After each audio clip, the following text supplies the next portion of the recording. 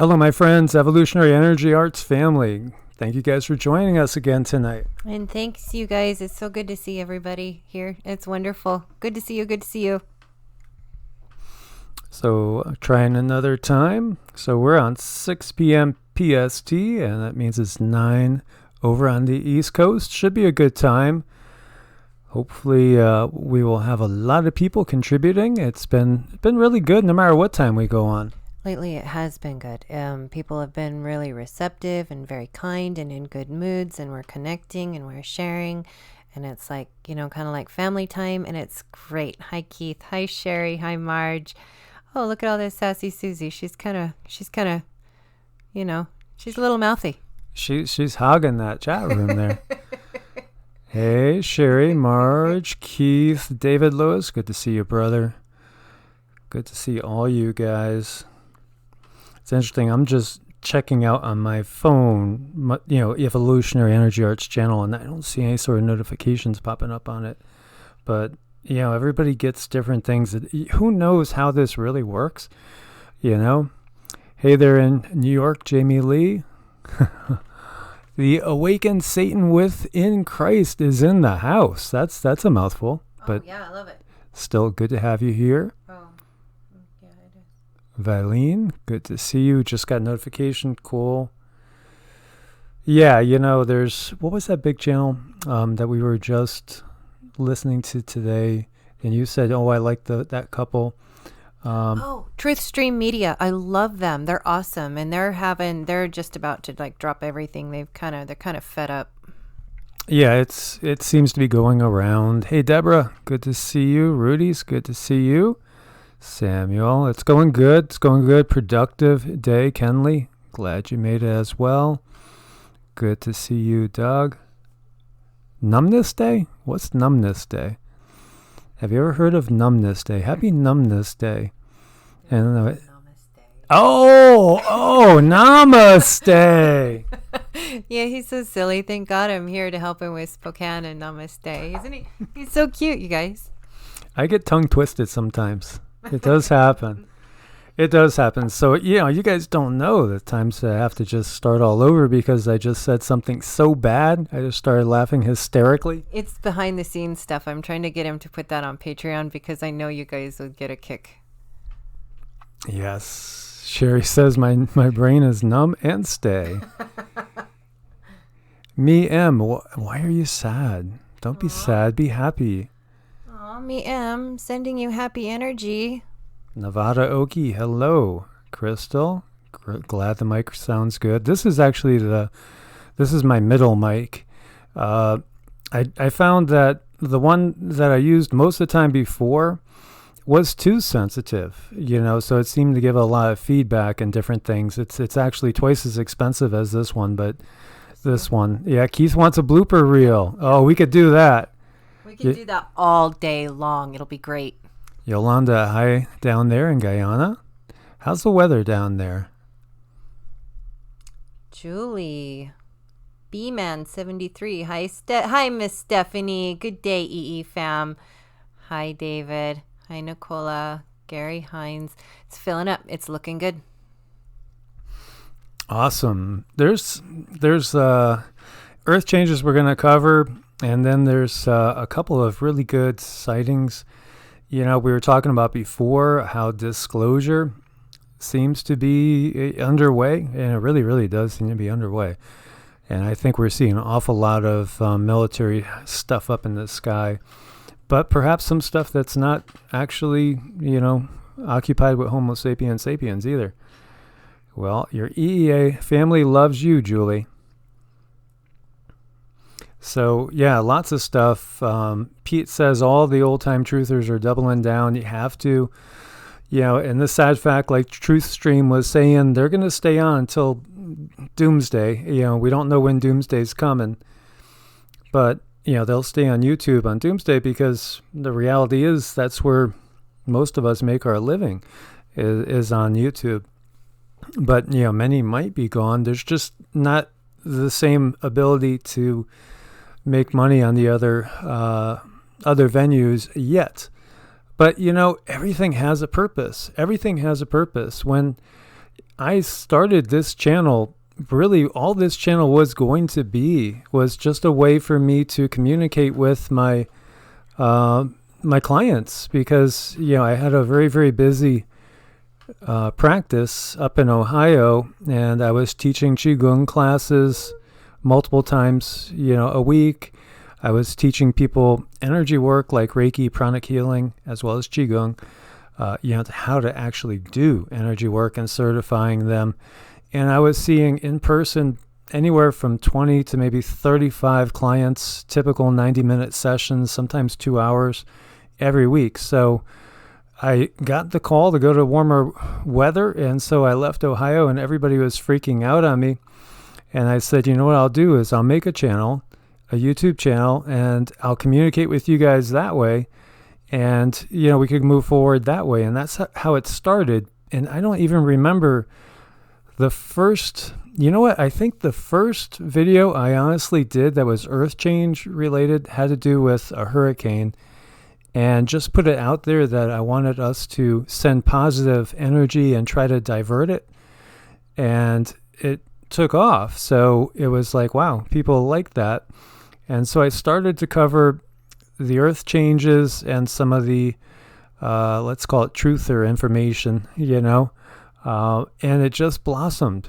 So, it just developed along those ends. Honestly, it was going to be all about energy work, all about QiGong, all about meditation, all about pranayama, things along those lines. And, Sherry, okay. Yeah, I was in the Columbus, Ohio area, and I was working out of a clinic. And it was kind of a place where people had already gone through all the mainstream physicians and were not getting results, so they would come to that clinic. And it was made up of a real talented bunch of people that really knew how to treat people holistically. And so I was asked to join it, and I got super busy right away. And everybody thought I was crazy to leave it because it was doing so well, and I wouldn't have had any sort of money issues. Yet, the thing I did was I left it, and I took out 6 months to do nothing but simply build a YouTube channel because I felt that's what I was supposed to do. Just that's what the inner voice was saying. And so it worked, and of course it's going to work, because when you listen to like that deep, still inner voice, things tend to manifest in the right direction. So I always trust, even when it looks like I'm completely crazy, which, if you asked my sister and my mother, they would say, yeah, he's completely crazy. It's okay. It's the same here. My family's a little bit nicer about my craziness, though. They tend to find me entertaining.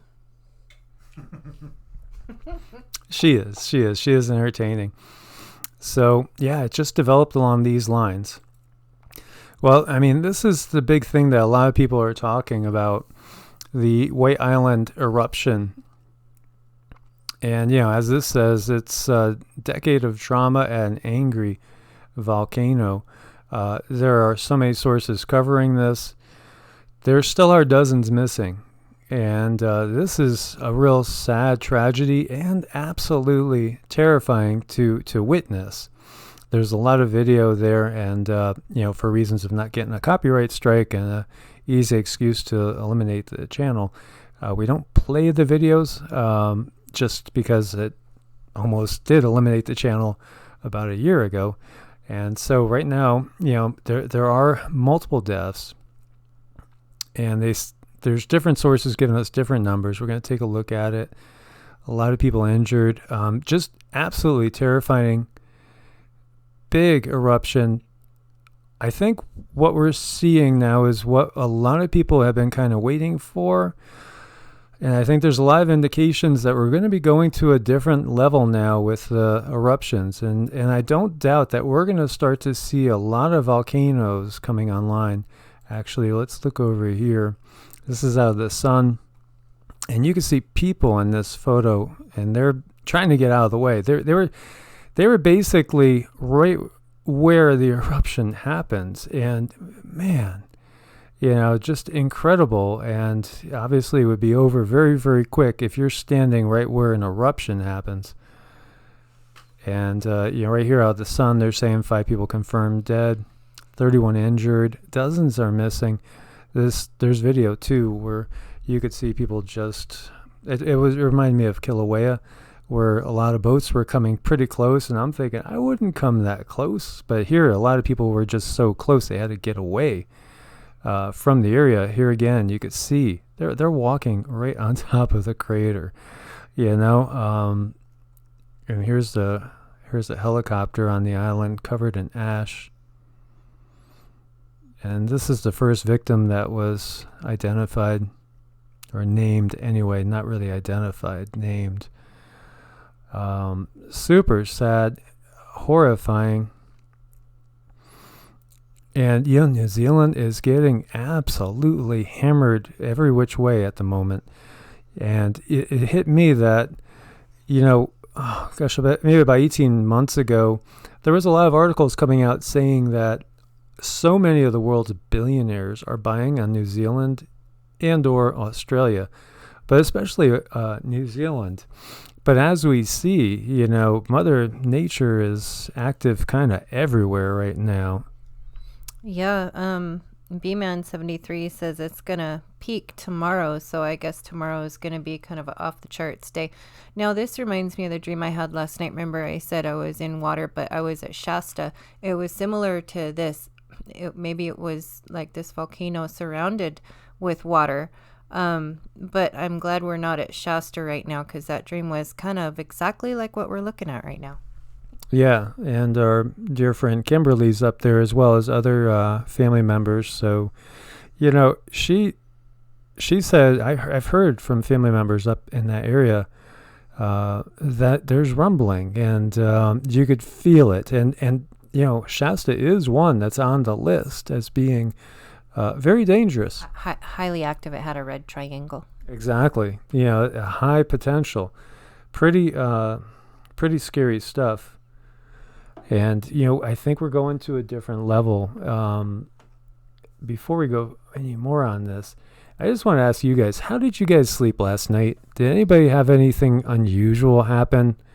Because we're getting like upgrades, I think, downloads and upgrades.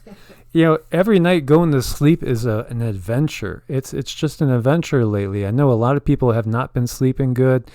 Like our brother David Lewis in there, I know he only sleeps a couple hours at a time. I mean, no matter what time I'm up, he's in the UK. Yeah. It'll be like, "What's up, David?" And he's like, "Oh, I'm here. It's 1 a.m. Oh, wide awake. It's 3 a.m." It's, yeah. Samuel says super vivid dreaming. Dreams that are just incredible. Whacked out dreams. Yeah, it's been unusual. Are you guys getting a lot of buzzing and tingling? If you're familiar, are you guys able to feel your chakras? Because, mine are going crazy with the energy and crazy vivid dreams. I got 2 clear messages last night that I wrote down. I'm starting to write this stuff down again. I had a dream log. I've done dream logs, which include meditation and impressions, since I was like 10, honestly, and it's amazing. I don't know if I shared with you guys before, but I had looked at a dream log back in like 2006, and I was just going through it, and then I noticed that back there on September 11th, 2000, I dreamed that I was inside the Twin Towers and a plane came into it and exploded it. So like 1 year before it happened, I had down in writing a dream showing the Twin Towers. That just freaked me out because I didn't remember the dream until I read it like 6 years later. But, we should be paying attention to all these things. We should. It's a really good idea to write it down, because that's one way of keeping in touch with the dream world. And then some people think that when we go to sleep, that's our real world, and when we wake, that's the dream world. But I understand we can treat this existence like a dream too, and we can manifest timeline jump and change things in our what we might perceive as our waking hours through the dream world, which is really curious. And as I share with you guys on the last couple of lives, like right now, one of our big things is we're doing research for campers, because I felt for a long time that I'm supposed to get on the road. And just about a year ago, before I went to North Carolina, I really felt I was supposed to be on the road because of relationships and things like that. It didn't manifest, and instead I went the route of going to North Carolina, where I met some amazing people and helped a lot of people with energy work and hands-on healing, and made a lot of great friends. But I felt like the road was where I was supposed to be, and I knew I had to come out west at some point. So now I recognize that, I came out west to get Cindy, and now we're going to basically get on the road. And, we're planning on hitting out probably early February, or the very latest part of January. And so clear as day last night, when I was just kind of lying there, I just got the message to go camp in 2 places. And so, I'm going to make sure I do that. And it's one of them's in South Carolina and one of them's in Georgia. So I put them on the list, and I will definitely do that, because I follow those things. It might sound crazy to people, but things that stick out to me like that, I'll follow it. Slick says, "What's sleep?" Jamie says, "Sleeping during the day." Catherine D bought a 4-wheel drive with a rooftop tent. That's so cool. I was looking at some of those like cab-overs. Oh my God, they're as expensive as travel trailers. They could be. We have a very limited budget, so we're not going to get too crazy with this. We wouldn't be able to afford a fifth wheel at all, so we'll stick with a travel trailer. I had one before I lived out of for 3 months, where it had the drop-down beds, 2 drop-down beds, like queen size. It was kind of like, I guess what they call them, a hybrid, and it was very light. It was only like 3,000 pounds and about 17 feet, and it served us fine, and I had a great time. I loved it. Barbara says, "I'm feeling something happened in Florida and California." Yeah, I am feeling the West Coast here. I feel a West Coast buildup, most definitely. And I think we're going to be seeing a lot more volcanic activity. Yeah, because I dreamt of Shasta twice now in the last couple of months, which is curious. I don't know if the first dream was a trigger dream and then the follow-up dream meant something. I don't know. I'm just sort of kind of keeping track of it. So we have, we have friends in many places, and that's what we're going to do is, we have Cindy's mom here, so this will always kind of be a home base, and we're going to try to make it back here, on a regular basis, but go out and explore the country. I've hit 32 states. I think, Cindy, you only hit like 4? A handful. Just maybe 4 or 5. Okay. So, we're going to hit all 50 states if possible. I'm going to say 49, because I just don't see getting to Hawaii. I don't think that's going to happen, but I do think we could do Alaska. I think we could make Alaska happen. And so, that's part of the plan. I want to do that. And I want to get around and meet you guys in person. That's beautiful, because I've met, probably several dozen EEA family in person. And, it's just like you're friends for life now. And that's a great thing. It is a beautiful thing, because we all sort of kind of flow on the same energy wave, and it's just nice to be around people who understand you, that you can talk about things to, and you won't be looked at weird. So here we see 47 people were on the island when it erupted, leaving at least 5 dead. Wow, this was just a horrible event. I'm very sorry for the families. Send them our love and condolences, and also our prayers. I don't know if they would be a chance of anybody still being out there okay. It looked pretty devastating. And, here's something that it's just crazy. Okay, so wild weather strands over 1,000 tourists, spawns over 857,000 lightning strikes over New Zealand. Okay, talking about as above, so below, there's things going on the inside of the Earth right now that are being reflected up in the clouds, being reflected in the atmosphere. Look at these lightning strikes. That is insane. So we got the lightning, we got the volcanic eruption, we have wild weather going on. I mean, do you think these things are all connected? I do. Yeah, they very well could be. And like someone said earlier, I bet 73, I'm sorry, I forgot your name, but he said that something's coming up tomorrow, and I think it has a lot to do with the cosmic weather, stuff like that. It's going to trigger stuff. I watched that happen when Kilauea went off. It had a lot to do with the cosmic weather. Yeah, most definitely. So a lot of people are having a lot of sleeping issues. Giant Skies asked Stick how long are meditating per day. So, let me just share with you, like, today was a day where we said we're going to take care of ourselves first, and then we'll come and start working, answering emails, and scheduling clients and stuff. But what we started out with, we did QiGong first, right? Mm-hmm. So we did QiGong and we did mantras, which put us in the right place spiritually. And still meditation. The mantras, the QiGong, still meditation, that probably took about an hour and 15, somewhere around there, maybe an hour and a half with the standing meditation. And then we hit the weights for, maybe an hour and 15 to an hour and a half. And then we did cardio kickboxing after that. So that's kind of what we do on a regular basis. And you have to prioritize taking care of yourself, and taking care of yourself mentally, physically, and spiritually. It's so important in these times.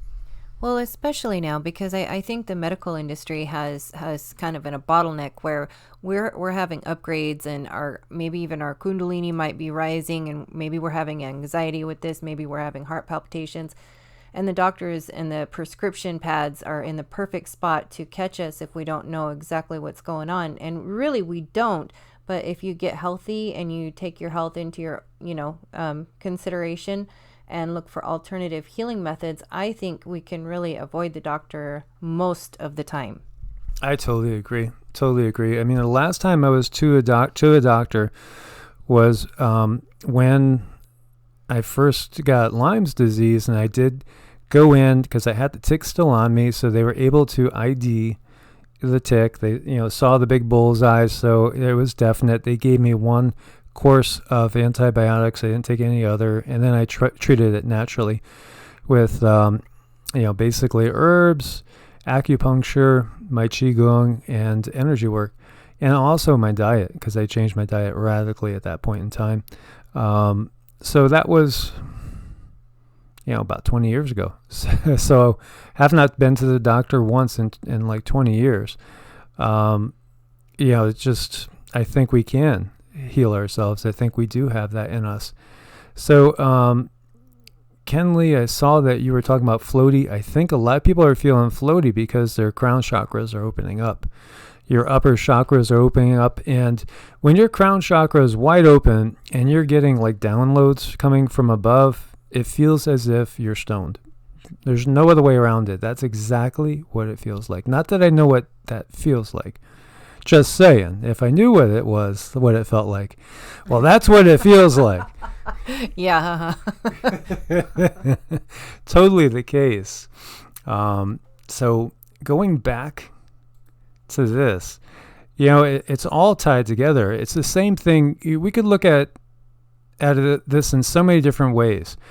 And there's been people that have said that if we got right with Mother Nature, then the weather wouldn't be this way.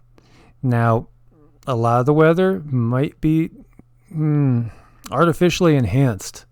Let's put it that way. Just to use words that might be okay. So obviously, that would be different.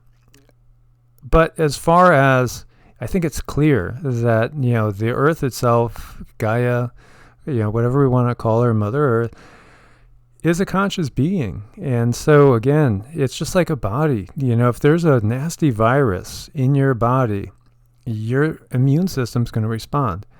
And unfortunately, mankind has been most definitely a virus on the earth. Yeah, there's a lot of stuff going on, and we're not being educated on it. And a lot of people I see in the chat room, they're dizzy, they're having all kinds of different symptoms. Things are going on that we don't understand, and I think that they knew about this quite some time ago, and it's part of the plan with the medical system to kind of bottleneck people like us in. And they have a pill now for every single ailment. Like if your toe is tickling you, they have a pill for that. If you're slightly agitated, there's several pills for that, and it goes on and on and on. It's just ridiculous. It's killing us. So most definitely it's time for us to get in tune with our inner healer, so to speak. So yeah, I mean, crazy stuff going on over in New Zealand. Landslides, slips, flooding as well. Total towns just cut off. People trapped, and you got over 1,000 foreign tourists that are there. Evacuation orders have been issued in the Timaru district between Christchurch and Dunedin. Yeah, they have a friend down that way as well. I haven't talked to them in a while. Don't know how they're doing. Lots of videos for you guys to look at when you get a chance, as we see this flooding, states of emergency in effect. And, talking to Rosemary in Australia. Of course, Australia is so huge, so vast. But like, she is basically expressing concerns that there's really going to be probably less than 2 years worth of food available there. And again, Australia is like, it's as big as the U.S., has, a fraction of the people. And it still is basically an island, even though it's a continent at the same time. Incredible lightning strikes. You can see all these different lightning strikes going on. Yeah, most definitely there are plasma issues going on. There's definitely issues with the magnetosphere. We were talking about in the last video, the fact the magnetic pole shift is still going on. And, officially we're going to have word that it's on the other side of the North Pole now. It's moved a ton.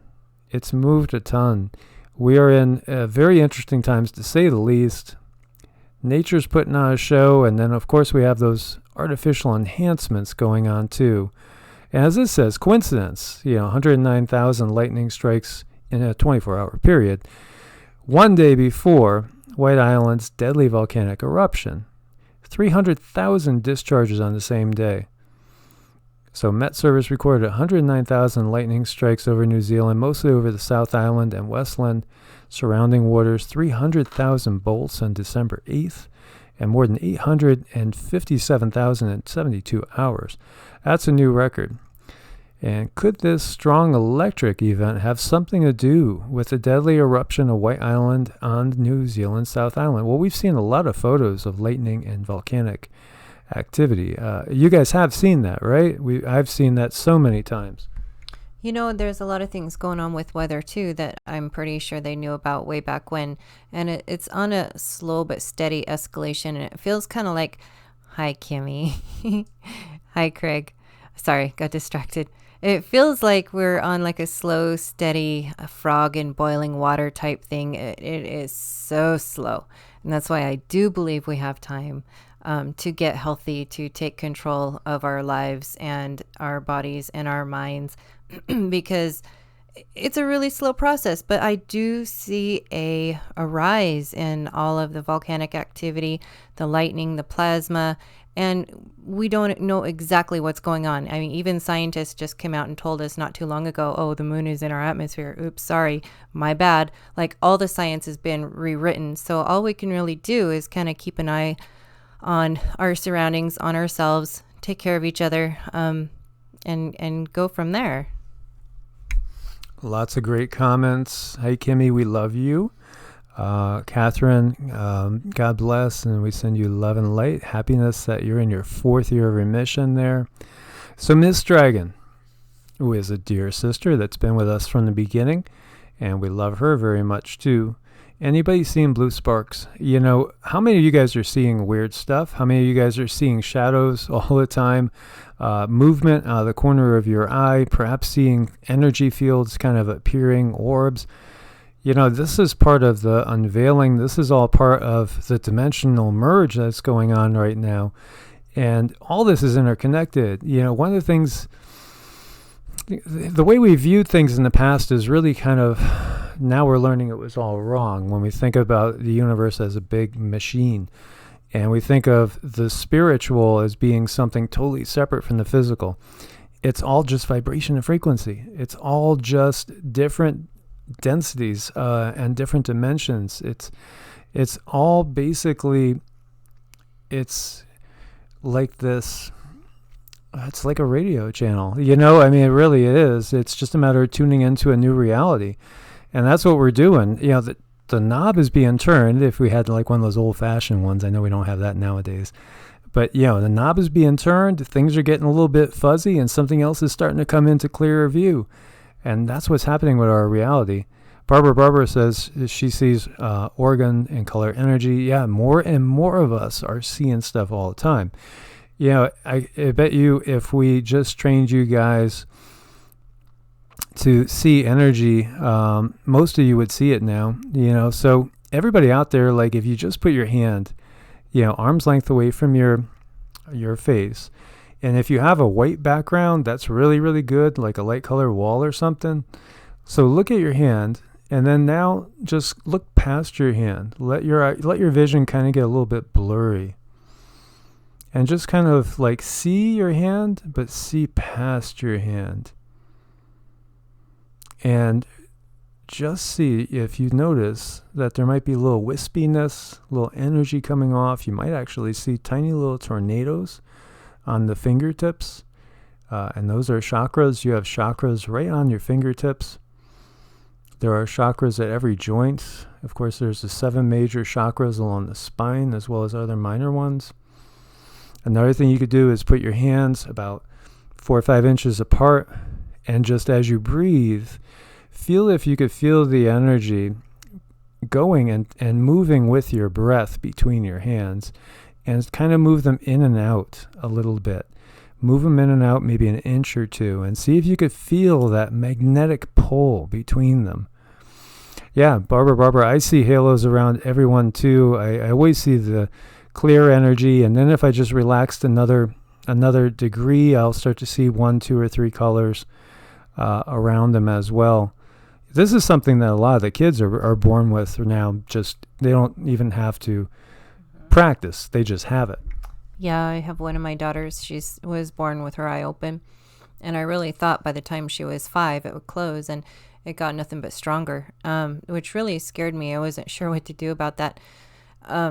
So I went to school while she was in public school. I volunteered because I wanted to be close to her because she could see so many things. And then after 2 years of that, I did homeschooling, and I homeschooled her for about 3 years. And this year she spent an extra time with her dad, which is fine. So, but she's still being homeschooled. And I think that had a lot to do with, that she can still see, because I didn't want other people telling my daughter what she could and couldn't see.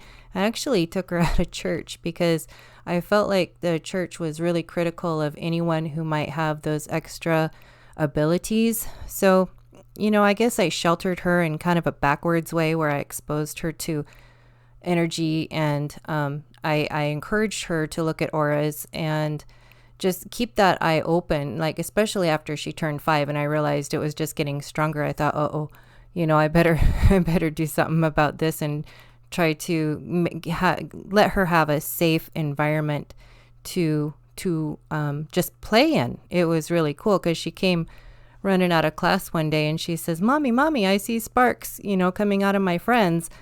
And I thought then it's like, okay, yeah, she can see energy. Like I could see when I was little, except for I saw dead people.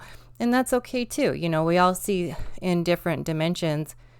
And I took her to a shaman, and she said that she could see about 50% into the ether, which can be confusing because sometimes you see something, or she'll see something and she doesn't know if it's, like if I can see it or if somebody else can see it. Like I always thought that everybody could see what I could see, so I never asked any questions. And I wanted her to feel comfortable enough to talk to me and let her know that her abilities are somewhat special. Yeah, so many kids now are are just, they're coming in, and these are going to be the ones that really change stuff. A lot of us now in our 40s and 50s were like kind of one of the first waves, and some people in the 60s too, Woodstock and all that. There was so many that started this movement and revolution going on, and now the ones that are coming in, they just don't see the sense in the system. And we could look at some of these kids and say, well, they're lazy, they don't have any work ethic, but you know what it is? They recognize that the system is total BS. They understand that, we're not supposed to be living this way. We're supposed to be really on more of a spiritual journey in our everyday life. That's what, I guess, where I was going with that, is the fact that, spirituality is a part of every second of our existence. And we've lost touch with that. We just lost touch with that as a whole. And we get wrapped up in the system, and all we're doing all day long is just trying to pay our bills, or please our bosses, please the corporation, please Big Brother, instead of pleasing ourselves, in our interpersonal relationships, instead of taking the time out to, laugh and be silly, be goofy, to make love, to do all, sorry, did I get PG-13? I don't know if I got PG-13 there, sorry.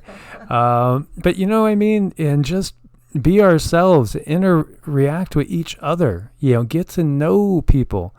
Soul Reviver is somebody that, I just loved him right from the get-go. He felt like such a brother, and then coming out to the West Coast and getting to meet him and go hang with him, stay with him. He is a brother. He's most definitely a soul brother. And so, completely love him, understand him, to the core, and kind of feel like we've had other lives together. Same thing with David Lewis. David Lewis over in the UK. I love you to death, and we talk every single day.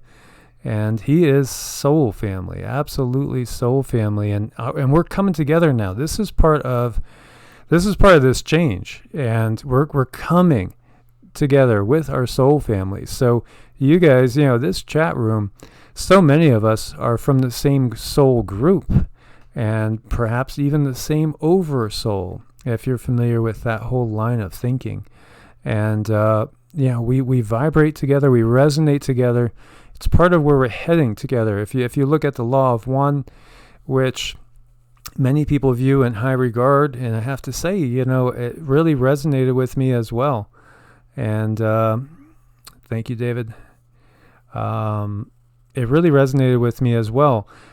That's a collective. So they're like, I believe they're six-dimensional, right? The law of one was 60. I know the deities, what we found out, are on 60 as well. So they're higher up. Sylvain, I know you again, your soul family. Stephanie, your soul family. So many of you guys out there, your soul family. We love you guys because we know who you are at the core. And that's beautiful. Even though we might be separated by thousands of miles, we're soul family. You just know it. You recognize it in each other. Fred, exactly. Your soul family knew that as soon as you joined the channels. Kimmy, you as well. We love you. We do. And, you just sort of kind of feel it. It resonates with you, and you can understand what the other person is saying, and you can relate to them because we've all had similar experiences, which brings me back to the medical system being able to bottleneck us into prescription drugs, doctor visits, because they've taken our abilities, they've turned them into mental illnesses, and then they've turned society against a lot of us. And a lot of us are scarred, a lot of us are hurt, a lot of us are dysfunctional. And to me, that's all done by some sick design. It's like they have targeted us, and as kind of a whole group, like a dragnet in a sense, in my humble opinion, because they've taken our symptoms and who we are, and it's like society doesn't work for us. It's like we're swimming against the grain, or swimming upstream. It's a little bit of a struggle. And even though things get easier as you get older, it has really scarred a lot of us, and it's good that we can come together. Yes, Sherry, we're warriors. We are complete and total warriors, and we do stick to the bigger picture. We do fight the good fight. And we love each other, and we stand by each other, and we help each other up, instead of like splitting hairs, about, oh, you're different, you're different. No, we got to stop that. We need to come together like we are now. I love you guys so much. And you could feel that energy just build in a direction that's positive, and it's amazing. So obviously it would be wonderful if we could all just say, hey, we're going to start our own state, our own country, our own island somewhere, and just go and be off building the perfect society. That would be wonderful. And you know what? I think we would do so well. I think we would really make something so beautiful.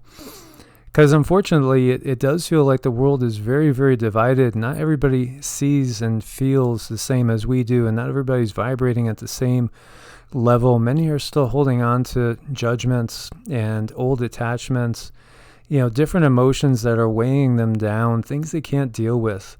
And, unfortunately, that leaves them prone to being manipulated by the powers that be, which are always doing all sorts of manipulation as well. Darren says we are all from the stars. Yeah, we are all starseeds, most definitely, and we've lived many times. Like, talking about Keith, we found that we had a lot of strange things in common, as well as both of us have perhaps past lives as Templars. And not only that, we both have pretty much the same 2 on our chest over our heart. It's really weird like that. And but you find those things. You find these coincidences. No, they're synchronicities. You're on the right path, and you're coming together as a group. And that's what we're doing here. And, getting back to, there's a lot of good comments out there, from Raven, from B-Man73. We kind of know what they're doing. So, I recognize, like, with the channel too, that's why it's part of why I did the second channel, is because the second channel is going to be kind of nothing but positivity, which is good for our sanity. Because I think almost everybody here is aware of the stuff that they are doing, that's being done. And it's not benevolent, but yet there are still so many people that are still waking up. And so we have to keep reporting on things that are going on, and then trying to give people positivity at the same time. There's so many people that have to wake up still. And, as we've said, it's probably the vast majority. Obviously, it's the vast majority that are still sound asleep.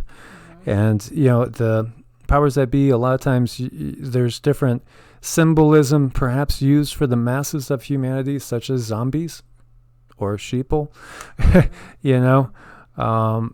so we got to wake up more. There are more people that are ready to wake up all the time. And, again, this is New Zealand too, a massive landslide on camera. New Zealand's getting pounded, thought to be perhaps one of the safer locations. It is on the Ring of Fire.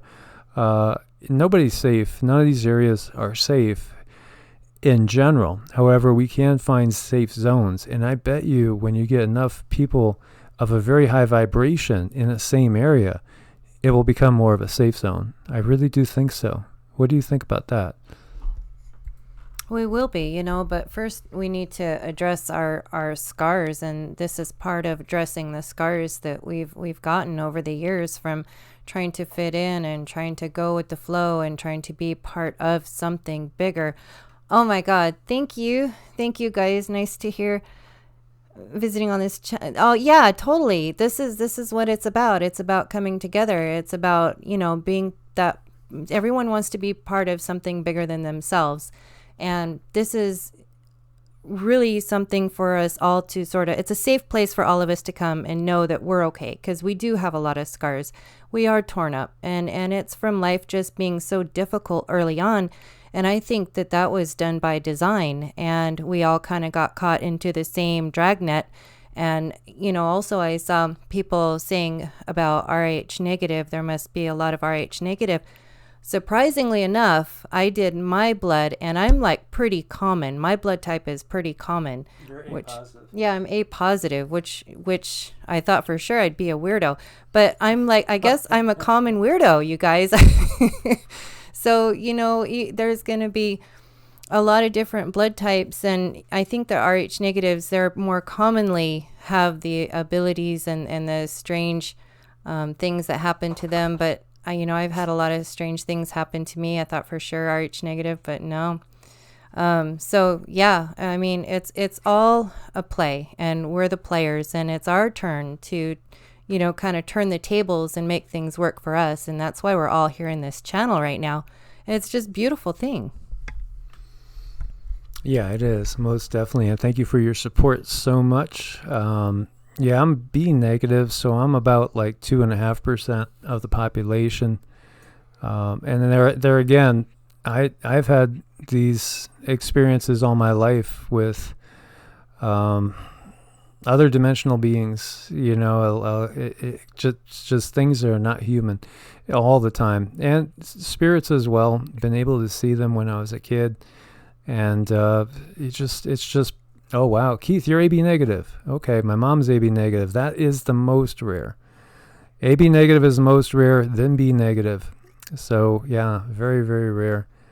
Yeah, and many negatives are targeted, Sweetgrass 71. You are so right. And I recognize that. I thought it was waking nightmares when I was a kid. And then as time went on, I started to study the UFO phenomenon, which actually for me, I was fascinated in Bigfoot. And so I was studying Bigfoot at like 12 years old. And then I read in some books that there happened to be an awful lot of UFO sightings at the same time as Bigfoot sightings in the same area. And so the whole idea of thinking about these things being, maybe they're not just animals. Maybe there's something more, than just another big gorilla out there. Maybe they are interdimensional beings as well. And I've met a lot of people that have seen them and had experiences with them. I think in Western North Carolina, we had some experiences with them.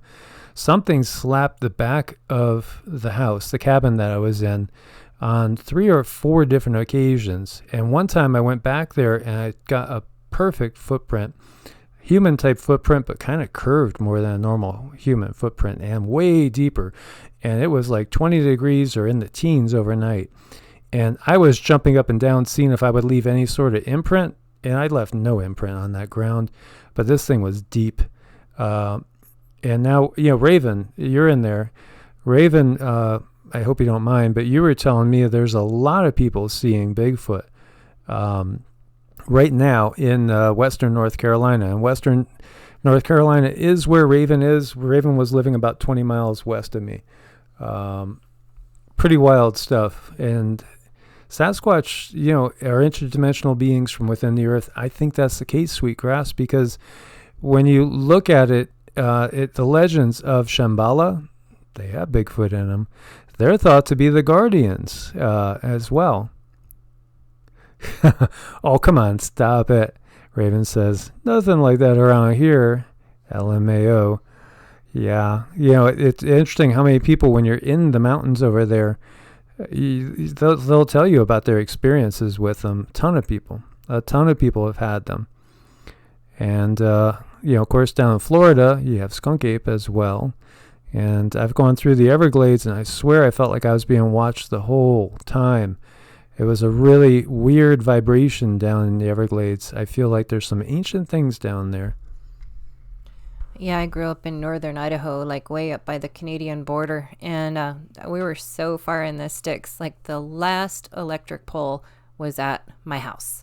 I mean, there was no electricity beyond us, and the bus driver just hated to come get us for school. But we would hear these things; they would scream in the mountains, and it was not a bobcat, it was not an elk, it wasn't anything. It was like the most blood curdling thing, and I've never heard it since. Yeah, there's a lot of stuff in those mountains. Yeah, I bet you they could operate laptops now, Sherry.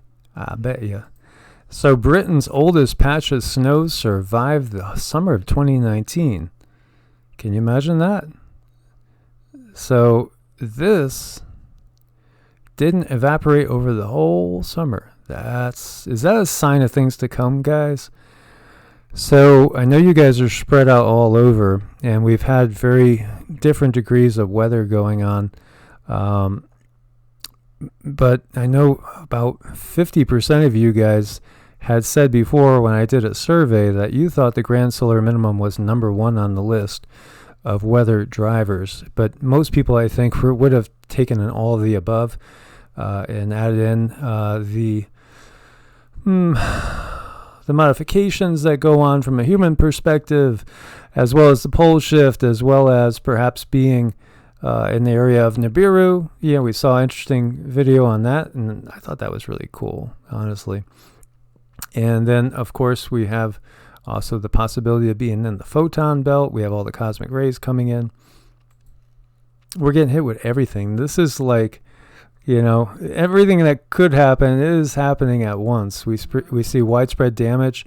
Tropical cyclone Pawan makes landfall in Somalia.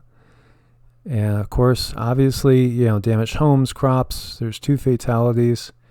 One person was killed when his fishing boat capsized. The other one, the other victim was reported in Isle, I guess you would say. Probably got caught in the floods. So many people have gotten caught in the floods. We've made jokes about having a boat ready at all times, no matter where you are. It's not really a joke. We got a ton of rain here. We've had a ton of rain here, haven't we? Yeah, we've had quite a bit of rain. We'll get a little bit more, but it got a little extra soppy, and that's when we go out for walks. Now we'll see. We'll have to bring towels for the truck because he's going to find big mud puddles and jump in them, and yeah. And some massive amounts of rain coming down. Over 200 farms destroyed. And the crop losses are mounting, and that is a major concern. And let's see if we X off of that. Severe storm hits Northern California. Remember, we have this atmospheric river still ongoing. Flooding, rock slides, you see right here. It's the same scenario. It's another day, another week, same scenario, another place on the globe. Truly, truly, truly, this is as in the days of Noah. That's exactly what we have. And, I don't know if they had uranium problems in the days of Noah. We could talk about that. Some people think Lot's wife was nuked or, is part of a nuclear hit by the Anunnaki, perhaps. But here we see uranium-contaminated site collapses into a Detroit River in Michigan. Not a good situation. And this is exactly what we talk about with being a parasite on the earth, the way that our system is. I don't think most people really appreciate the system at the core. I think most people would honestly do things to change the system if they could. And it doesn't mean we have to have more taxes. They always like to talk about more taxes, which they know will tick people off. It's really sad. Tammy says they have enough terrible water here. Where are you, Tammy, again? I forget. But, the water quality can be horrible, like in so many places. Honestly, the best tasting water I ever had was up in the North Carolina mountains. It was amazing how good it was. It felt good to shower in it, too. It just felt good in every way. And it made me realize how bad the water was down in Florida. And I do love Florida, and we'll probably be spending some time down there in the winter, probably in February. But boy, the water stunk down there compared to up in North Carolina. Bailey fam, we love you too. Yeah, I mean, the earth changes are really curious, and Miss Dragon says she knows where that is. Yeah, I was at Pine Creek. I don't know if you know exactly where that is, but way, way, way up there in the sticks. It was beautiful country. It's God's country. Absolutely loved it, but there was a lot of mines. They did a lot of damage up there. Speaking of parasites, a lot of miners came up, dug for gold, used all those nasty chemicals in the ground, and turned some of the water like bright orange. So we were taught like which creeks and rivers we could drink out of, swim in, fish out of. Unfortunately, that land was polluted as well. And the Coeur d'Alene Lake, being as gorgeous as it is, one of the things they don't talk about there is how the lead is turned up during the storms, and you can get lead poisoning out of the Coeur d'Alene Lake, and it's listed like one of the 5 most beautiful lakes on the planet. So, yeah, I see a lot of people here from Florida, Angel Mist and Darren. You guys are in Florida. We have a lot of people in Florida, a lot of family in Florida. And we will be back in Florida in probably spend February and March in Florida. Probably mostly between an hour north of Tampa and an hour south of Tampa. So there's some family members and really good friends going to visit with. We'll have a get-together when we're down there, most definitely. We'll have to have a get-together. And Kimmy, you're in Columbus. We will be hitting Columbus. I have a ton. I think you said you're in Columbus. I see Northeast Ohio here. We have a ton of people in Columbus as well, and I have family up there. So, at some point we'll be hitting Columbus. I'm not sure exactly when it is, but yeah, I lived in Columbus for about 3 years. Wonderful people. I love the city. Actually, I always said if you could put Columbus down somewhere in Florida, I would live in the outskirts of it because I really liked it. Great people, made a ton of great friends, very livable, good restaurants. Just a little cold for me, but love it, most definitely. So, our plan, like I had said, Port St. Lucie, yeah, Darren's in Port St. Lucie. Our plan is basically February and March, we're going to be in Florida, and then April and May, we're going to be in South and North Carolina, and then back to Nevada, and then off to the Pacific Northwest and up into Canada over in the summer, and then back down through perhaps Montana, Wyoming, Idaho, and back to Nevada, and then probably back towards the East Coast again once it starts to get cold again. So that's what we are looking for.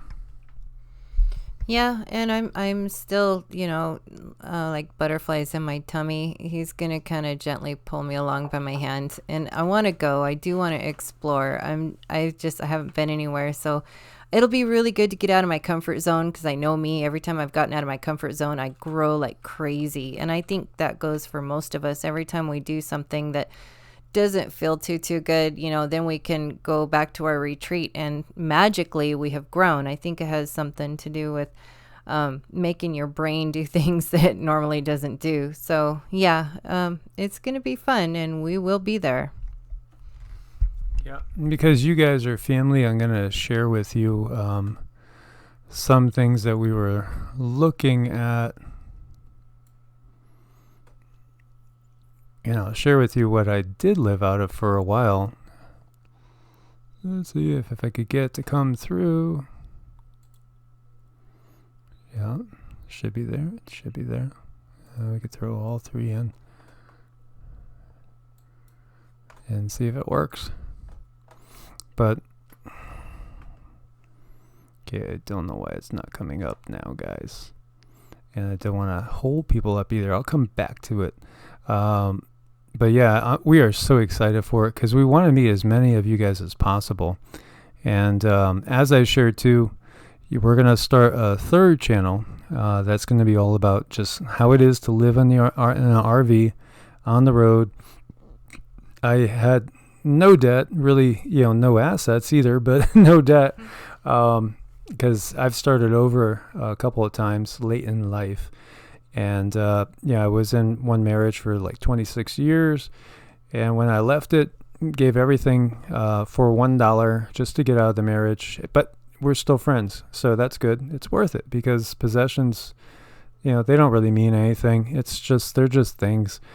And, so I've left with just what I could put into my tiny little car and have done that. And I actually lived out of my car for a while. Steve at WSO has done the same. And so, there's some of us that have done these type of things, and it's put us on the right path. And I know I'm on the right path now, and that's fine for me. I'm happy, honestly. Overall, I'm very happy. And I hope you guys are too on a day-to-day basis, because I'm blessed, I'm extremely blessed right now. I mean, incredibly blessed. I love my family. I love you guys, and you guys are my family too. And it's just wonderful to face every day with being able to do what I love. Even if we don't have things, who cares? Who really cares? Because what we do have is we have experiences, and we have a lot of love. And Zeke and Sassy, well, I'll share a secret. Those two are in love too. It's pretty wild. They are super cute. Zeke is like this little black pit bull, and Sassy's a little white Shih Tzu. You guys have seen the pictures, and Zeke is a complete gentleman. He will let her eat first, even if there's 2 bowls of food. He'll let her choose which bowl she wants to eat out of, and then he still won't eat. He'll wait until she's done, and then he'll go out and eat. You know, it's just, we have like a really nice little family here. Me, you, and Zeke, and Sassy. It works. It works. It definitely does. And, Raven has shared with me, Raven, thumb and backpack. That's what he's done. He's just set off walking, not even with a vehicle, and Raven has a PhD, and he's written like 20-something books, so there's a lot of people in this family that make choices that much of society would look at and think that they're crazy. But you know what? I think we are the only sane ones. I think the ones in the Matrix are the crazy ones, honestly, because they just don't get it. They don't get what life is all about. It's about experiences. Amethyst Crystal, we love you. You are a beautiful person out there too. And good to see you here as well, William. It's just amazing. Yeah, I think we're the sane ones, man. I really do. Life is not about accumulating. And one of the things I shared with you guys too, my mom and dad, never had anything. I don't think either one of them ever made more in a year than maybe $20,000 was the most either of them ever made in a year. And yet we were living in Fairfield County, Connecticut, it usually is the most expensive county in the whole country. And somehow they made it work because they wanted me and my sister to be in a safe area, and they wanted us to have good schools, good schooling, what they thought was good schooling, and now we know better. But irregardless, they always provided. We never went hungry, but they never had $1 to go towards next week. It was always, day by day, what we could afford, what we couldn't afford. And, it was a blessing. I mean, it was an absolute blessing. And I think I had a great childhood, even though, sometimes they got picked on because we were the poor family. We were the only ones that always rented and never owned anything. So when I got done with school and went out, I had one goal. I was going to own my own house, because several times we had to move because the house we were renting went into foreclosure and then we had to get booted out, and not knowing we were going to be able to find another place. So it affected me, and the only thing I had in mind was I'm going to buy a house, and that's it. I'm going to have my own home. And I did, and then I was really, I felt very, very unfulfilled once I achieved it, and started to realize, it's not about getting anything. It really isn't. And then I felt like my house was my trap, and especially when I couldn't tolerate the area anymore, because I was evolving spiritually and energetically. I was getting super sensitive to energies, and I couldn't live in the Northeast anymore. It was just too intense for me. It was too rush, push, too much, all about, money, and all about prestige and keeping up with the Joneses, and, just all the corporations I worked for. I just felt I couldn't stand it. And so, took a vacation and did a road trip just drove all the way down to Florida, through the Carolinas, fell in love with the Carolinas, fell in love with South Carolina in particular, and then ended up moving to South Carolina, out in the country, a town of about 700, and I felt like I could breathe. I felt like I could finally breathe after so many years. And you know what? It wasn't until I left the Northeast that I had to take an inhaler all the time. I had bronchitis and asthma, and I've had lung problems. When I had Lyme's, I had really bad pneumonia, scarred my lower left lobe very badly. And so, I was told I was going to have problems with that, but the energy work got back to the point where I had no problems till the red tide. But still, when I got out of the Northeast and didn't have that pressure, and I was out in the country, I just started to heal, and it felt great. And it's been a beautiful thing for me. Yeah, it is out in the country where you have the trees and all the prana and everything. I can hardly wait to get there. It's going to be a lot of fun, even though I'm kind of scared to death. But that's sort of kind of me. I'm like a little chicken little. I'm working on it. You guys are a huge help. It was so scary for me to come on this channel. I tell you, I was like so afraid I was going to disappoint Michael because this is his baby. He's worked so hard to build this, and I didn't want to come on here and disappoint anybody. And I so appreciate you guys have helped me get strong. You've helped me be brave. You've helped me gain confidence. And this is what it's all about. It's about us getting together and sharing ideas and helping each other get stronger, explaining this is what I did on my journey and this helped me. And anything, if I can help someone just a little bit on their journey, then I've fulfilled my purpose, and I want to keep fulfilling that purpose over and over. Nicole Spencer, so where are you? So you just started a farm. Tell us more. Because, I was so torn between getting on the road and then starting a homestead. Really, really torn between that. And I felt instinctively I needed to be on the road.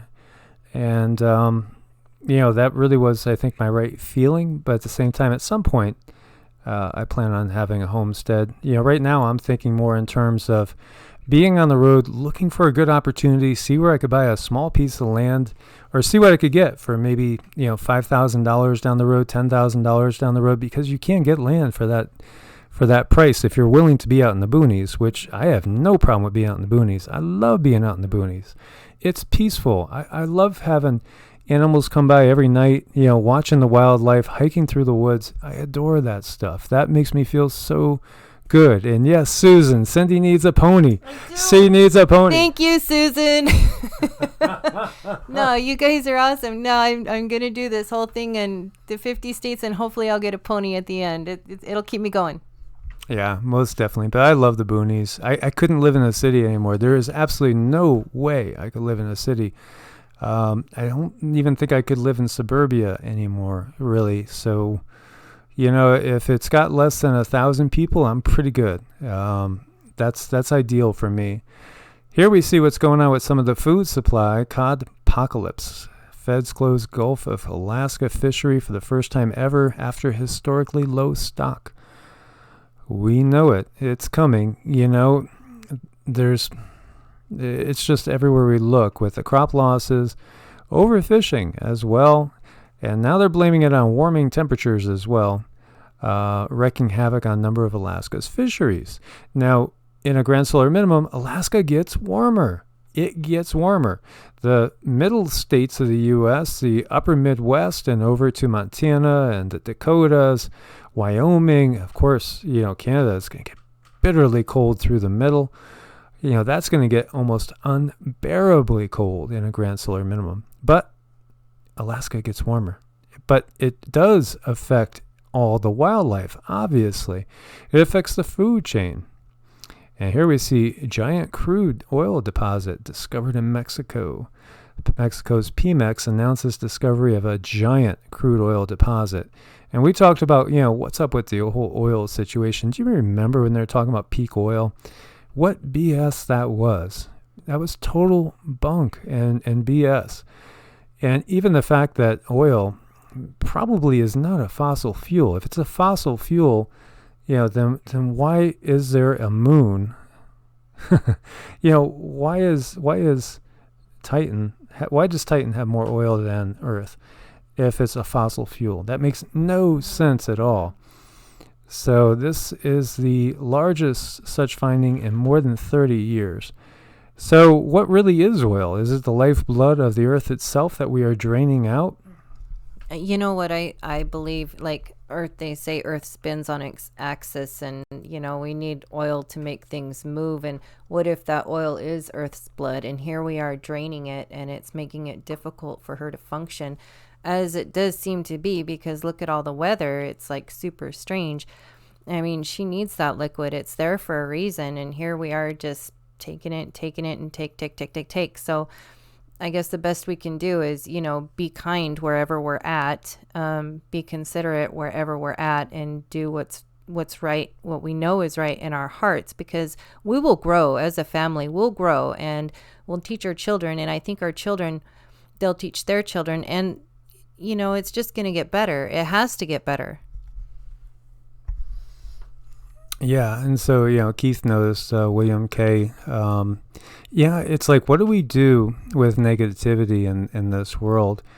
Honestly, I think, as we've touched on before, and so many people have touched on the obvious trolls that come in. Some people aren't trolls. Some people are being, legit and just voicing what they see.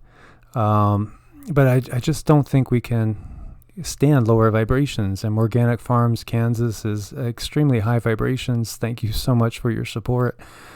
And when we are coming through Kansas, we will definitely stop by and see you. If you guys would accept us, we would love to stop by and visit. And thank you for all you do as well. Yeah, you guys have been so supportive, and anything, we would love to stop by and see you whenever that might be. So, I don't know, hit me up on Facebook or something. We got to stay in touch so we can, see you when the time comes. That would be wonderful. Yeah, and Facebook is a nonstop war. Wouldn't you say? Cindy knows it better because Cindy's job is to put things out in the groups. Yeah. And it's intense. It is. And, I'll be going through Facebook and adding things to groups, and they'll just totally lock me out of the account. So I'll be in, it doesn't matter if I'm in, if I'm in Michael's account or my account. It's like they're attacking my throat chakra now. Sorry, guys. And then all of a sudden, like, I'm locked out, and it says, sorry, there's suspicious activity on your account. We've had to shut it down.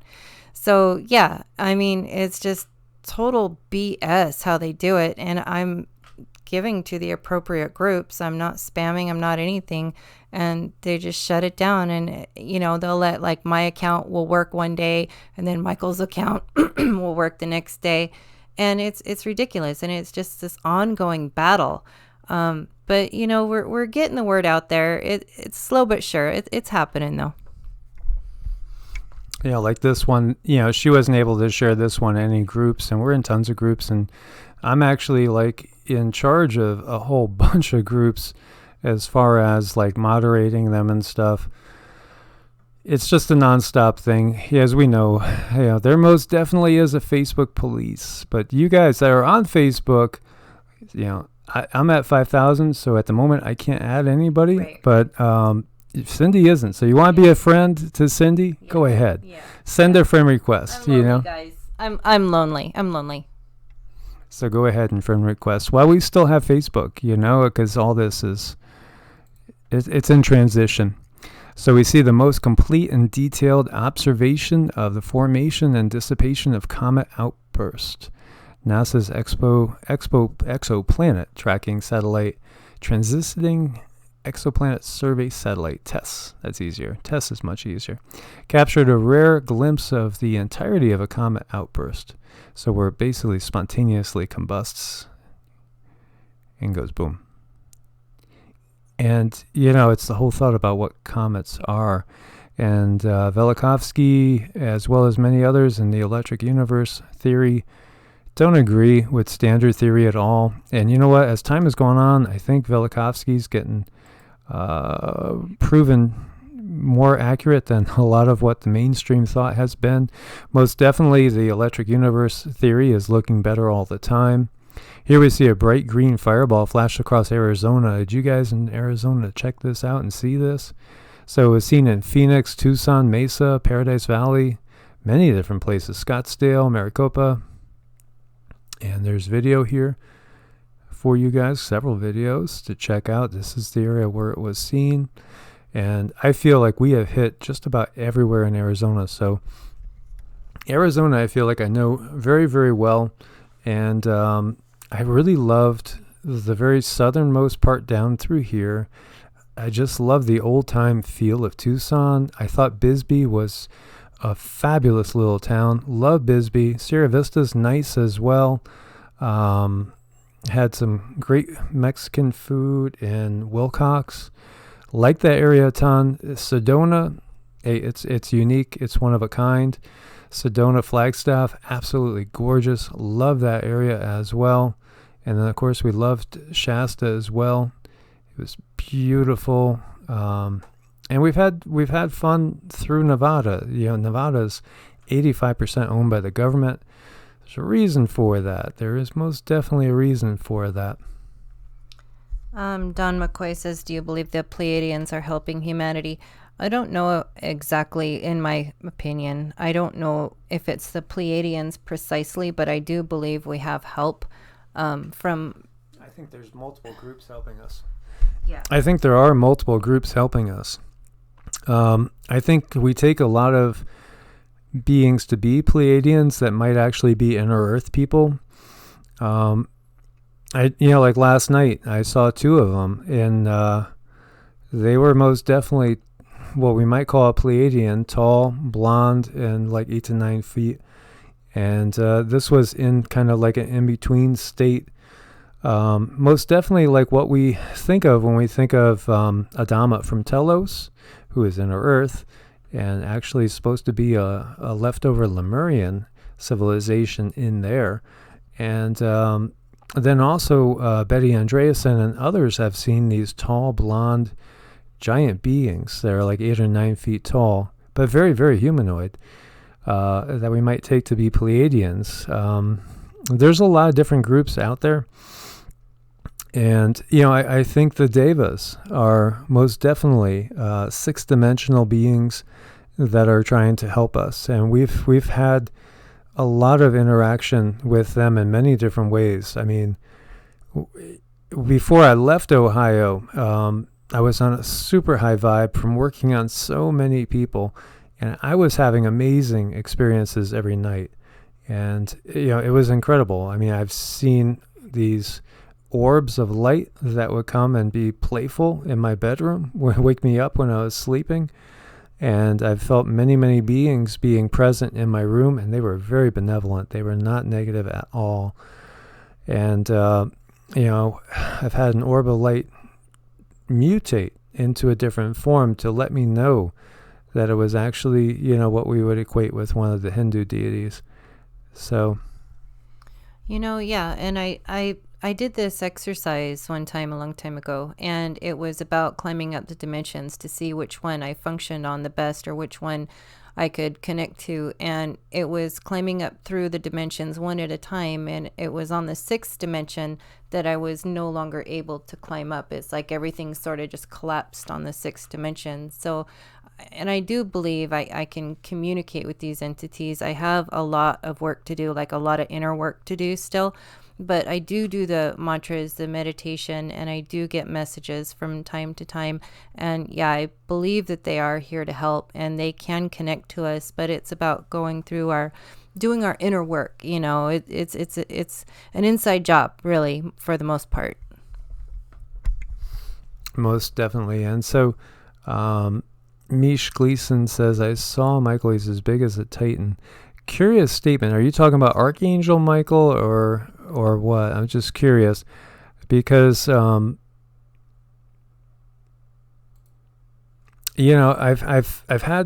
worked. One of the things I did in Ohio was I worked on a lot of people that were energy workers, were people that were Reiki practitioners, other healers, and would get burned out, and I would work on them. And I worked on a lot of psychics and intuitives. And so one of my guides, many people would just call the big guy, and is connected to me. And they all describe him the same way. Now, I have another guide that's a Native American that I know is an ancestor on my father's side. And that one Cindy has seen as well now. And, before I've told her about him. And I've gotten perfect descriptions down to, what he wears, exactly what his nose is like, because he has a nose like me. It's kind of a Roman nose, rubbing all over his face. Just kidding. But no, not really. But anyway, hope I don't offend him there. But, it's just amazing when other people can see your guides. And I've had, I'd say, 8 to 12 people describe them to a T. The exact same beings. So I know that they're really seeing, into the other side. which is really, really cool, and it just verifies things for you. It does, and I really enjoy confirmation. Confirmation is something I probably chase after a little too much, but since I am just sort of developing my abilities, it is really nice to get confirmation, and I have seen quite a few of Michael's guides with him, and then, other people who I don't know, don't talk to, and a lot of these guides, I didn't know where they're from. I could describe them and give information. So, it's all a learning process, and most of it's about quieting the mind so you can hear from them. You can hear these energies. And right now I have kind of like a ton of anxiety a lot of the time. And it's like the anxiety can, it's loud. That's the best way I can explain it. And I have to quiet my mind so that I can get these impressions and visions and stuff like that. So yeah, I mean, it's all good. Yeah, most definitely. So Keith says, when you make it this way, which we're going to stop at your place on the way over. We would definitely do the OC Lodge with you. Most definitely. It's something that's in my blood, and I know that comes from my father's side, which has Native American blood, and Cindy's got Native American blood in her as well. And so we would definitely love to do that with you as well. Yeah, sure. It's trauma blocks. It's that PTSD that we go through. Many of us have gone through it, and it does kind of screw with the brain. Like I just learned recently, the amygdala, and I didn't know this before, but when you go through these traumas, the amygdala can become overactive, and it just shoots out kind of like that fear hormone. And doing like simple mindful meditation can quiet that down. So I've really been going at that this last week, and I've been getting nothing but better. So, yeah, really looking forward to seeing you, Keith. That'll be a lot of fun. Yeah, Cindy and I are both on Facebook for now. I mean, actually, this is one of the things. I had my main business page, Bad Move, on Facebook. And I had over 1,000 references, positive references from clients, people I worked on. And they shut it totally down in one day. They shut it down. I lost all my recommendations and references. Over 1,000 of them were gone in one single day. And so, this is another Facebook I started after that one. So we are both on Facebook, and I'm giving you guys the links there. Lots of love here from Munda. Lots of love here. And, I know one of the things that the other channels we're doing, we're on BitChute too, just so you know, if anything ever happens, we are on BitChute as well. Love is the key in life, most definitely. And, all right, you're in Missouri too, I think, right? I think you're close to where Keith is. Yeah. Oh, Don McCoy, you're Cherokee. I don't know for sure, but I feel that Cherokee is what we are. On my father's side as well. I know ancestors were brought to Oklahoma, and that's like where my great-great-great-grandma was born, on a reservation in Oklahoma, and I feel that she was brought there from the southeast, from somewhere in the Carolinas or Florida. So yeah, Cherokee as well, and Sweetgrass, well, thank you for the invite to the teepee. We would love to. Did you say you were Cherokee as well? Are you in the Carolinas too? Nicole asks, are you an empath? Yeah, both of us are at what we would say are intuitive empaths, most definitely. Yeah, I think a lot of us need to work on our inner being. A lot of us do have these strange energies running through us that is, a lot like anxiety or fear, and manifests in different ways. And there's a lot we can do about it besides go to the doctor. I shared with you guys before, my dear friend Susan of 25 years, we were best friends.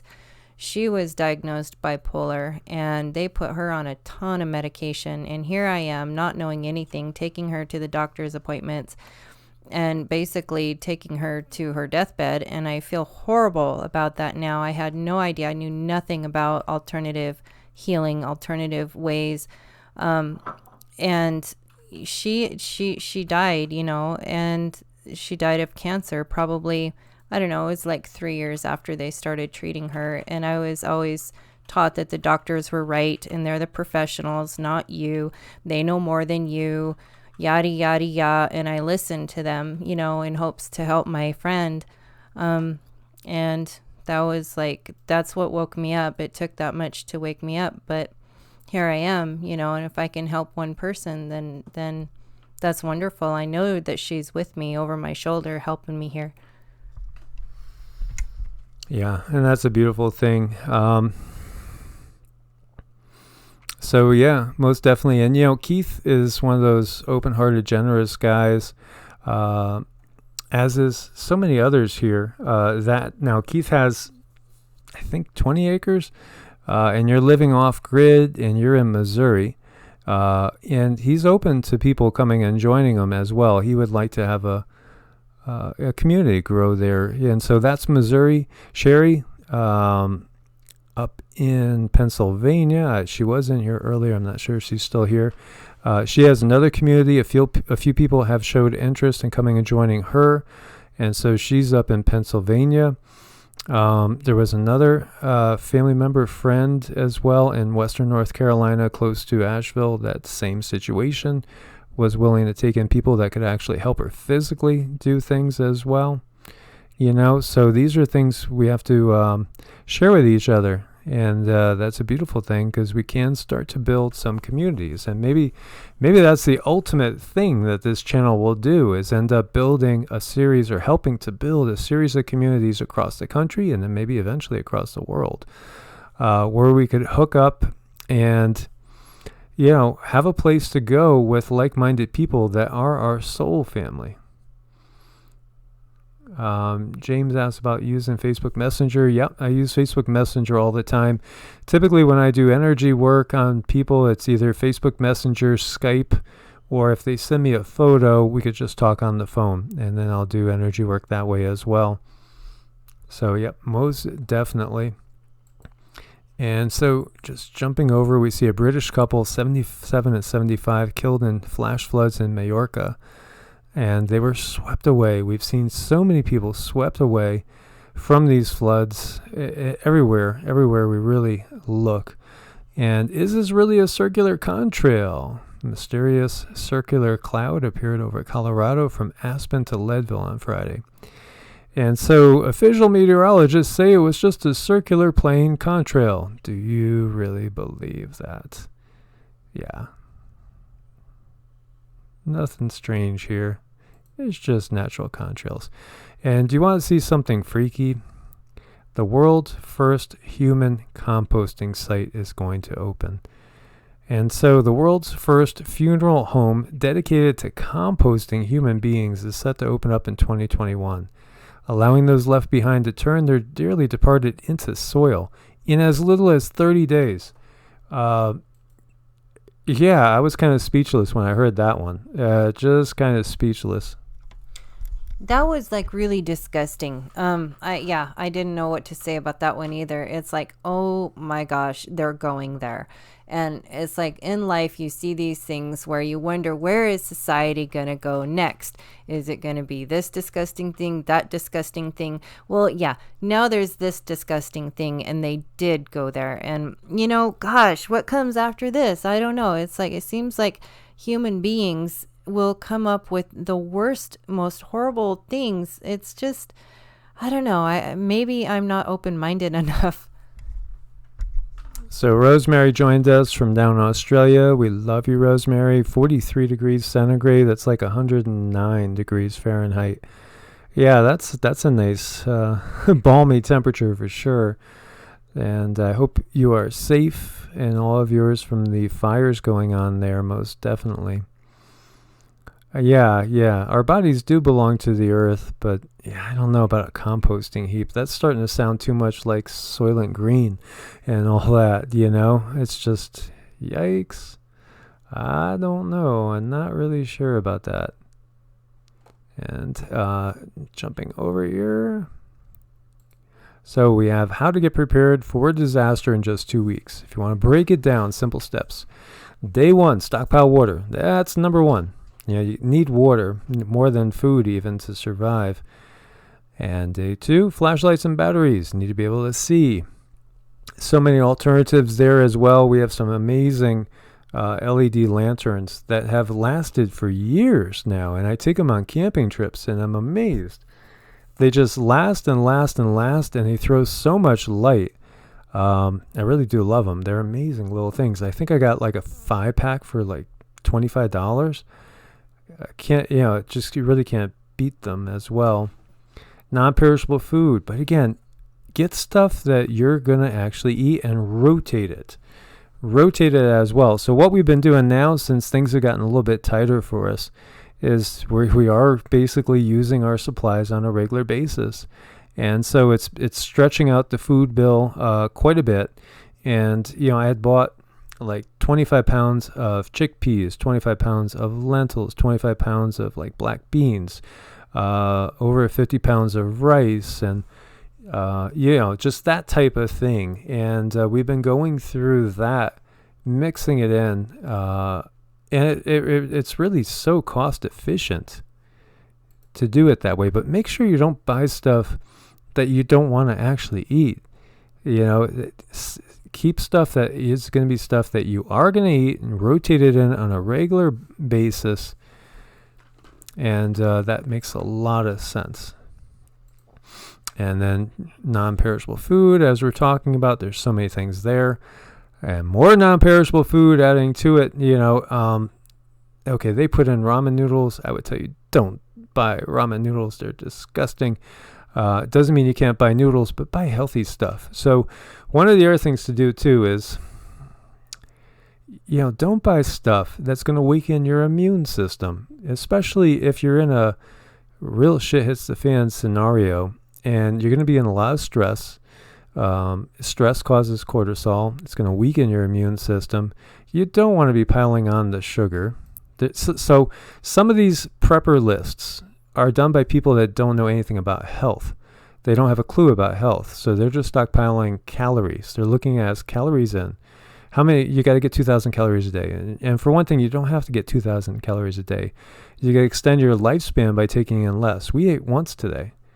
And it was a chickpea and rice veggie curry, coconut curry, and we had a salad with it, and that's all we've eaten today. We might have a snack, we might not. I'm not really sure. We'll have to see how we feel. But don't buy stuff that's going to weaken your immune system, especially if you're in a shit hits the fan scenario, which we kind of are, with everything that we're being hit with, as far as, everything in the air, everything in the water, all the toxins. You don't want to lower your immune system. Additional ways to cook. Okay, well, we have multiple things covered. So obviously, we're going to have a trailer. And, that might look like a lot of different things depending on what we can actually afford to get. But at the same time, we have 2 portable Coleman stoves, and we have a tripod that you could put over a wood fire that you could build, and we have another big grate with legs that we could put over a wood fire that you could, go ahead and just build a wood fire and cook over. So have multiple ways of cooking. We have some propane stored up already. We have gas stored as well. Stay warm, again, multiple things. You're blessed if you have a wood stove. I was reading an article today that was saying a wood stove is not going to heat your house, and that was BS depending on the size of your house, because it was talking about the typical house being 2,600 feet. Most of the time I've lived in houses that are 900 to, maybe the biggest one I've ever lived in was 1,900 square feet. But the cabin that we had up in the woods in North Carolina, it got cold up there, and we only used the wood stove. For the most part, we only used the wood stove. And in the living room, it'd be 85 degrees with that thing cranking. The bedrooms would be probably about 65. And that's all we had. And it was fine. I mean, it threw off so much heat. It was just fabulous. And then also, don't forget to stock the first aid kit. That is so important as well. There's lots of things there. Get your kids ready if you have kids as well. Hygiene items, you're going to need toilet paper. You're going to need all sorts of stuff as well. And as we were talking about, a lot of people were talking about toothpaste. We make our own coconut oil, basically mixed in with baking soda. And then we add essential oil of peppermint and also tea tree. So those things make a fabulous toothpaste. That's a toothpaste I've used for about 7 years now. And it's worked wonderful. Prepare your pets. Don't forget your pets. God, no, they're family. Communication plans. Also, have a plan. And if you could afford it, ham radio or CB. I think it's kind of crazy that there's so many laws with ham radio. You could listen. It's fine. But if you're going to communicate outwards, you have to get licensed in most places. Multiple ways of purifying water would be a good idea. We have 2 distillers. We have several different filters as well. And as well as having filtration straws that you could take on the go. Prepare your home for disaster as well. Generator. We do have a generator. Blessed that it is exactly what would be perfect for the RV as well. It's a portable one. It weighs about 45 pounds. And it's got a charging station on it, relatively quiet. So we lucked out with that as well. It was a good choice. So one of the trailers that we're going to look at is it has like a fireplace, a fake fireplace, is it? Yeah. So that's going to be nice. That'll be cute. It's just one we're going to look at. But I do prefer a wood stove. At some point in our life, I do hope we have a little log cabin just like the one up in the mountains, except for not so scary. And to have like the raccoons and everything back on that, I think it would be absolutely beautiful. Yeah, most definitely. And God, I just love being out in the woods. I really do. Yeah, I do miss the woods. That's one of the things I miss a lot. So I'm just going to go into the campers. But first, Mr. MBB. Everybody knows Mr. MBB. He does such a great job. He is so smooth. He's got a great delivery. He doesn't take sides. He knows exactly how to keep his channel going and toe the line so he doesn't get in trouble as well. So showing, again, triangles in the sky. And there was pretty much the exact same thing shown way over in Spain. You can see it right here. And it was also over in, I believe, Florida. I think it was Florida and Spain. Yeah, I'm pretty sure it was Florida and Spain. So wondering if this is the same ship that crossed the ocean and was seen in the same place. But, the triangles, I think the U.S. Military has a ton of these. So I don't think triangles are ET at all. I think that's our stuff. And over here, this looks a little different. A big wake-up call. This is out of Sputnik. This is Russian. UFO over California reportedly seen by more than 100 witnesses. And this is estimated to be about 2,000 feet off the ground. This one, please do check out. This one looks really pretty damn wild, pretty cool. I mean, you could see the lights right here. Probably see little gray guys running around in there. Maybe they're, playing volleyball or something in there.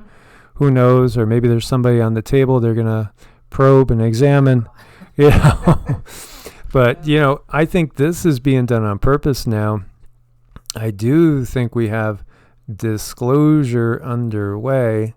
There's lots of views of this. This is pretty damn clear, pretty incredible.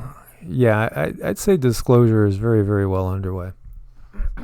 It is, and it seems like they're doing it at such a slow pace, and I think part of the disclosure is when they show us things before we find out. It's like they absolutely have to come out with something because, oh my gosh, we're going to start figuring things out, which is a little bit scary for them. So they're doing it, little by little, and I'll take every bit I can get because ultimately I want to know where I'm from. I want to know my history so that I know my abilities, my strong abilities, my, things that maybe I shouldn't bother with.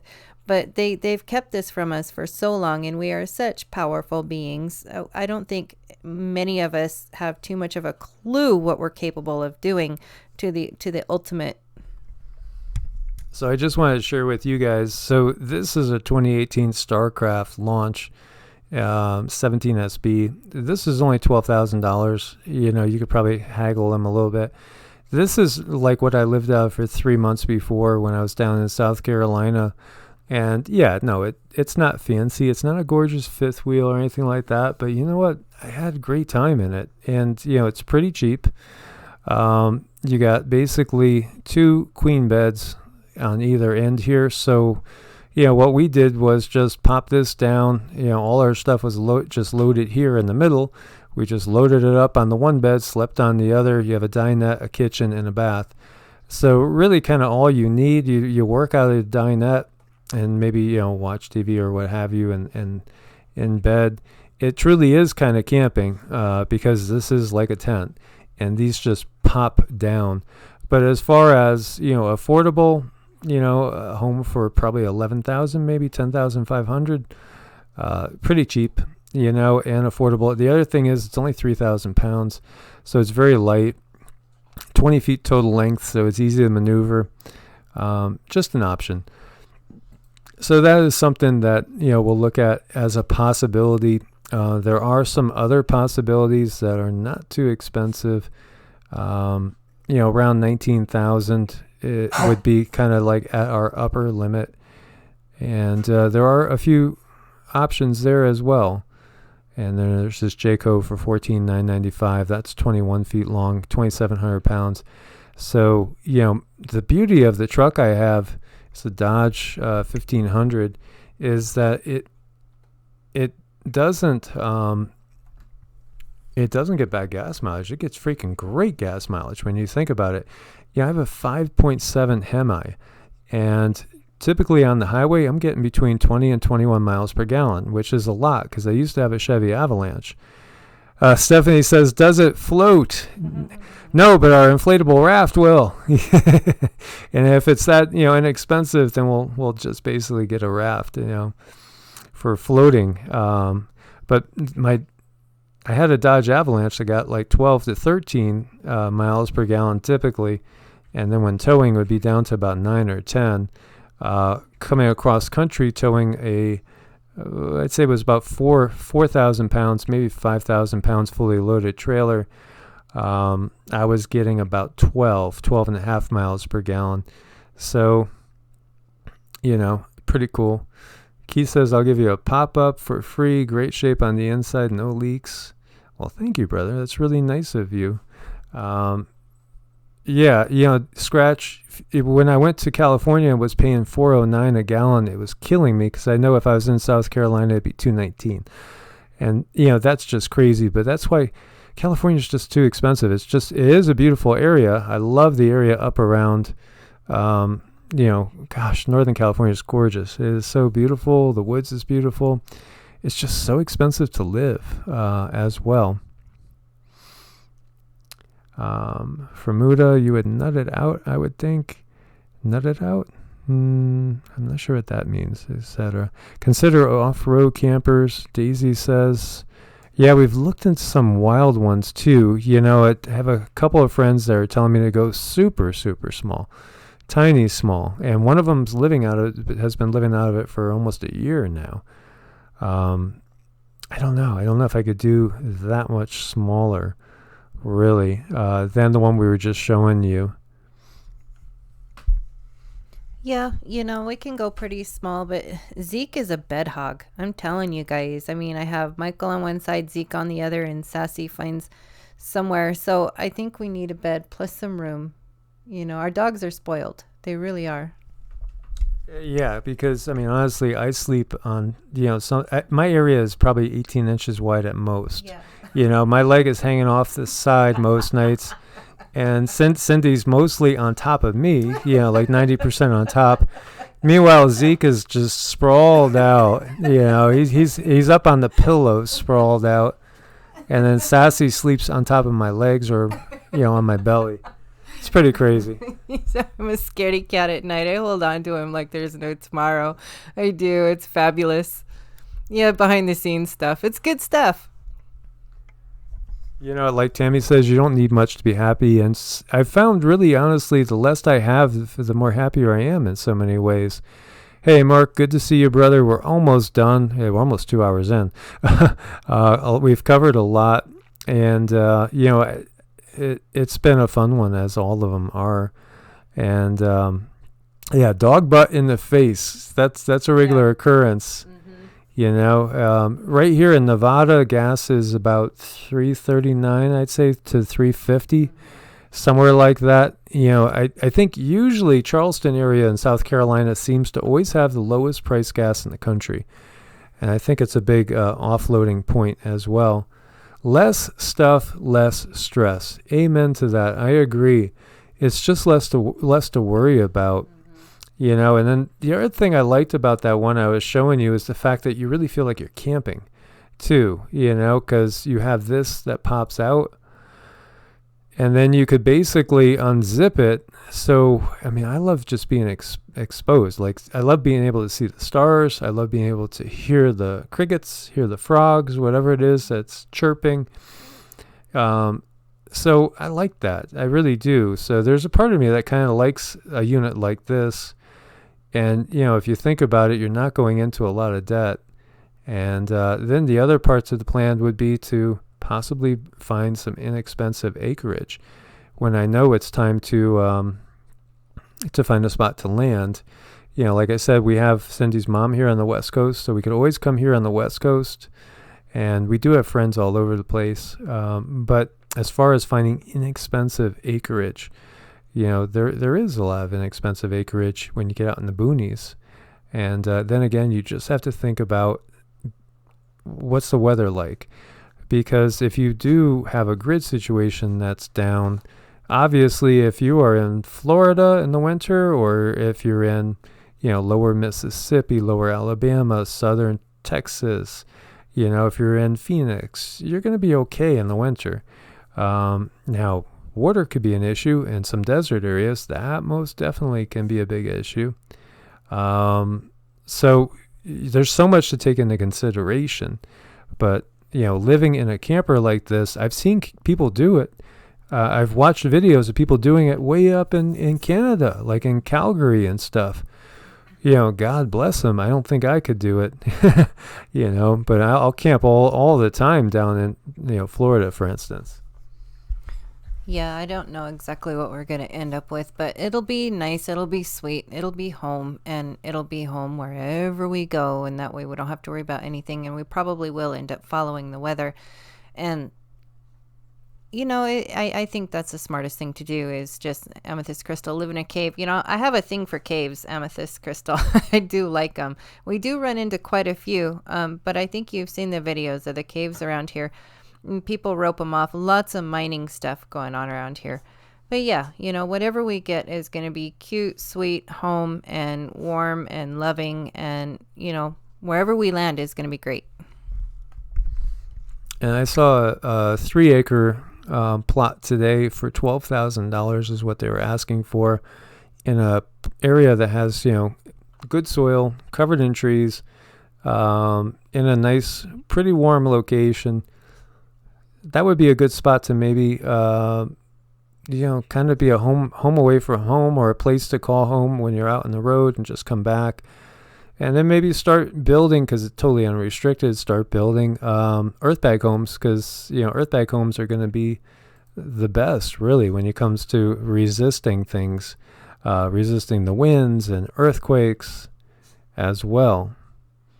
So, very interesting stuff. Well, thank you guys so much for joining us once again.